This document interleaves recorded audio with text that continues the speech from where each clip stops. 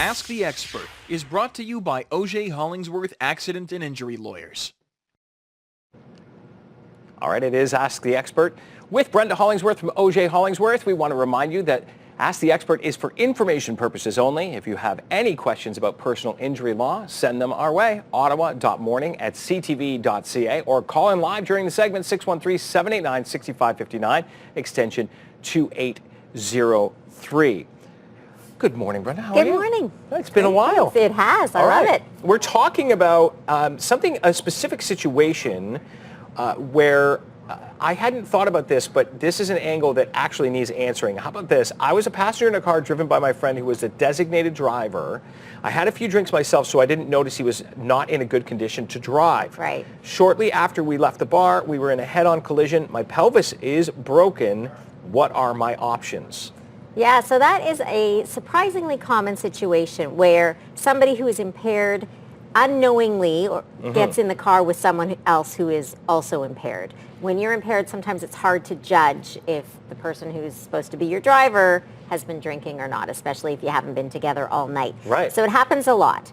So number one, just like any car accident, you can sue the at-fault driver. So in this case, your friend.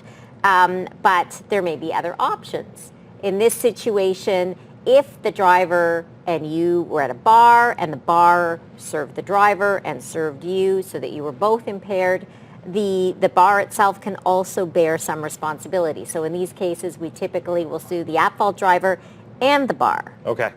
So that's kind of a plan of attack, right? Yeah. You want to make sure that you're naming everyone that's in there just Always. to cover your bases. Yeah, and the bar typically does contribute. Usually the at-fault driver bears the lion's share of the responsibility, but the establishments, they're supposed to have smart serve, they're supposed to have a system to make sure that people aren't driving drunk after leaving the bar, so they will likely be held responsible. So is there any responsibility for the person who got in the car? Are you culpable at all? Yeah, so this is where contributory negligence, it's called, comes into play, and it kind of depends on the situation. Okay. There's no fixed amount, but we would often see around 20 to 30% reduction of your damages to take into account that you shouldn't get in the car with a drunk driver. So let me ask you, let me make this a little bit more more of a hypothetical. Yeah. But I have a plan. I'm going out with my friend Jack, let's say. Right. He says he's going to be the designated driver. Right. We're all sober at the time. I'm like, great, I can let loose and have a great Right. time. I have a great time at a house party or wherever, at an establishment, and I get in the car assuming he is sober. Does that earlier agreement come into play? Yeah, so that would reduce probably your contributory negligence. Okay. So if you drink yourself to a state where you can't make good choices, you're Right. responsible for that as Gotcha, an gotcha. adult. And, a 17-year-old might be held to a different standard than a 35-year-old. Right, thank you. A 35-year-old The like most you. kind thing ever. So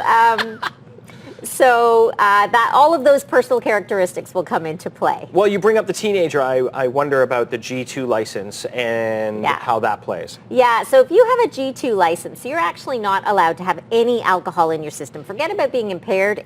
It's zero. And, one of the things about a G2 license is if you breach that condition and you have even like 1% alcohol, you can lose a lot of your insurance coverage. Okay. That's not true of a regular G driver. If you're impaired, your insurance will still cover you. But G2, no alcohol is a condition of your insurance. And if you breach that, you can be in big financial trouble in addition to all the other trouble you're going to get in. I've always found impaired driving an interesting game we play, only because we're all supposed to understand what level of blood alcohol we have or how many drinks we can have.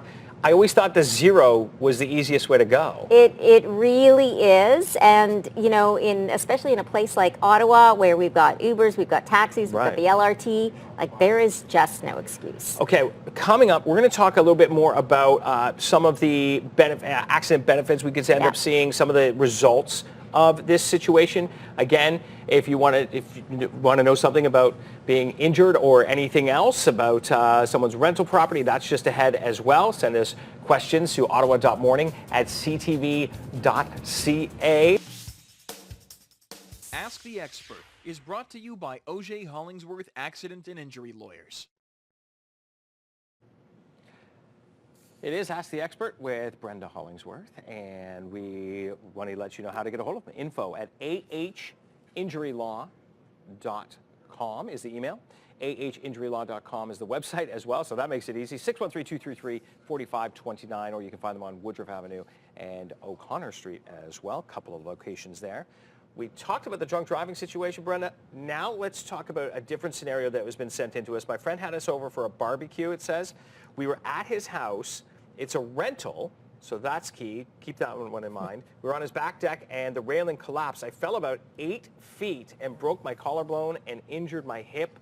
What are my options? Okay, so who holds the responsibility here? Is it the person who resides or the landlord? Yeah, so if I'm the injured person, I'm going to be looking at both of them. Right? So again, like we talked about, covering your bases, I'm going to, if I'm going to sue the tenant, and I'm going to sue the landlord. Okay. And just a reminder for tenants out there, you can be held responsible in certain circumstances, so you want to have tenants insurance. Especially if you can prove that they knew about the wonky railing ahead of time. Would that be true? Yeah, Yeah. or Like there was some evidence on social media that like, oh my gosh, or something exactly. weird.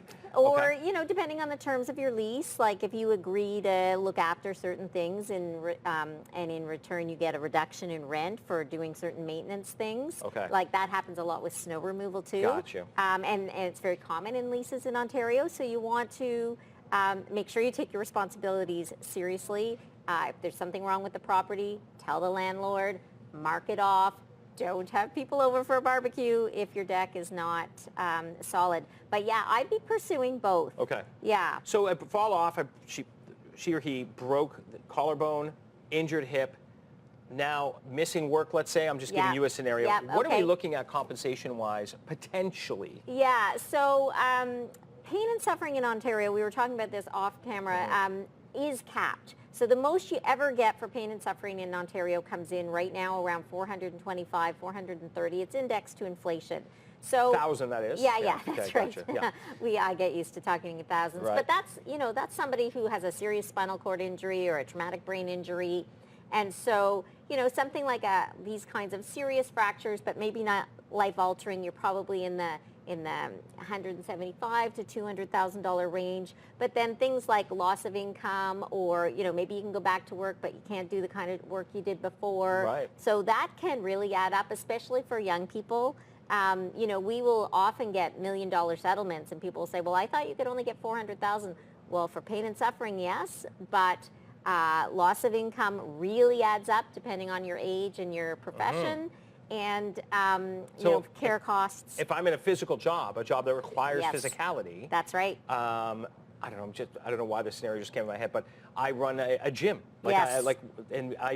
I'm a personal trainer, and that's how I started out. Now I cannot do this with my clients, and can't be demonstrating how to do it. That's a massive blow to the income. Yeah, no, for sure. Now, if you're young and you're able to do other things, the law would require you to retrain. You Okay. can't just sit back, okay, 40 years on the gravy train. Right. But there are people, for example, let's say you have a learning disability where an office job is never going to be in the cards for you, and you can no longer do the kind of labor job you always did. Okay.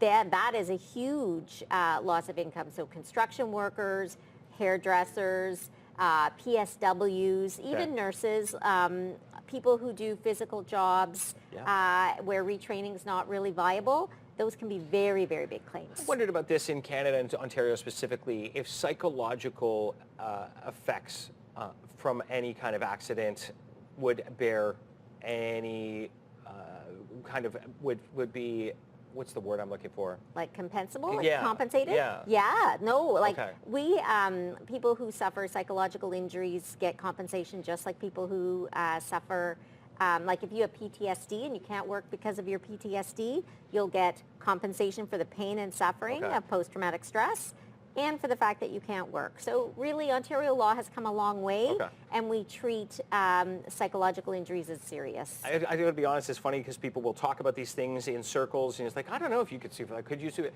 The best way to do something like this is to reach out and contact, I feel like. Yeah, it's free. Consultations of personal injury lawyers are always free. We answer probably 12 to 15 calls a day from people from the area who have questions, and sometimes you don't have a case, and we'll tell you. Yeah, and you are clear about it. That's nice, though. Yeah, absolutely. You'll get a definitive answer. And if you do want to contact, thank you so much, Brenda. Yeah, I really pleasure. appreciate that today. If you do want to contact anyone at Auger Hollingsworth, it's info@ahinjurylaw.com. That's the email. Web, ahinjurylaw.com. That makes it easy. Phone number is right there on your screen, 613-233-4529, or you can find them on Woodruff or O'Connor Street in 2 very convenient locations.